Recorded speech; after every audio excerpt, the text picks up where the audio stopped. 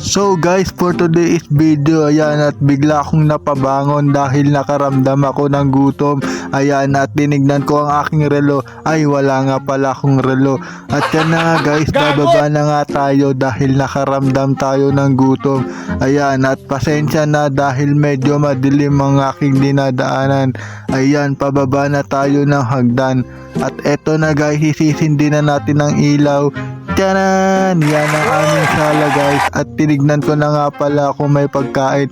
Ayan, meron pang natirang adobo. Yan. At meron ding kanin hindi nagalaw dahil nakikain kami sa kapitbahay. O diba bongga? At kinuha ko na nga ang pinggan.